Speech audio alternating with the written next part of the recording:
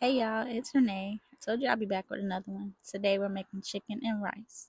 You just want to add a little bit of seasoning. You don't want to add too much because it's just going to be poured out anyway. You just want enough to absorb it inside the chicken as it's boiling.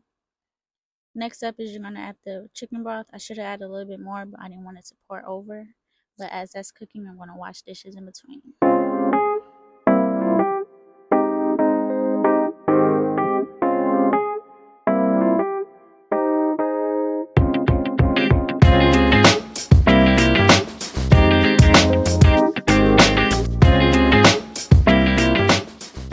Now that we got that out the way, now it's time to poke the chicken.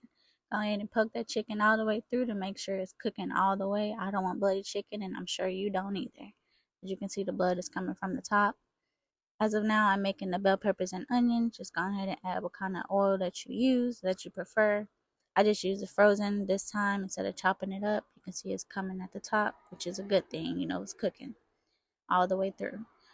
Just go ahead and stir them bell peppers and onions up. Add a little bit of chicken broth inside of that and just set them to the side.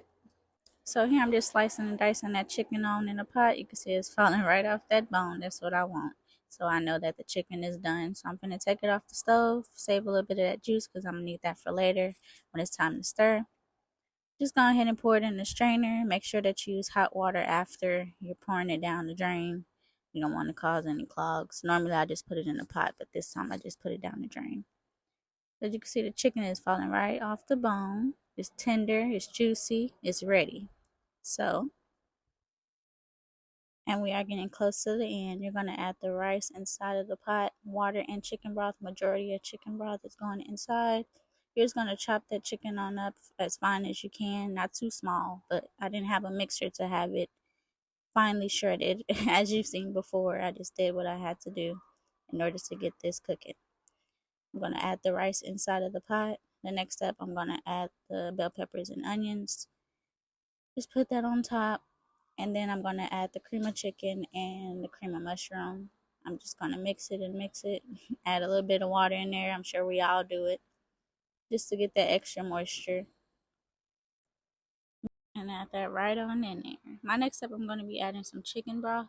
I should have put some more chicken broth when I was boiling the chicken, but I made up for it when I put some in here and I added it to the rice. So it does have that pop of chicken broth flavor that I was looking for and that I needed. So the broth that I saved at the very beginning, I did add it in here so I can have that extra seasoning flavor that the broth was giving, because it's giving right now. I can't wait to make me a plate. It just looks so delicious on camera. And I'm just editing it. I wish I should have made some more. I should have made some more. All right.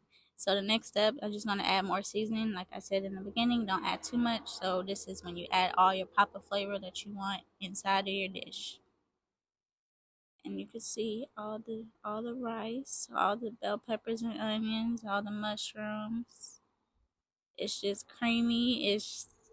This plate was so delicious, y'all. Look at that. Just look at that. If I had shredded like a mixer to shred the chicken, it would have been more in there. As you can see, I'm getting ready to taste me a spoonful. Look at that big hunk of chicken. Yes. Now right here, I didn't realize the back of my head was messed up. I forgot. I'm so used to walking around without a wig at home. All right, see y'all later. Thanks for watching.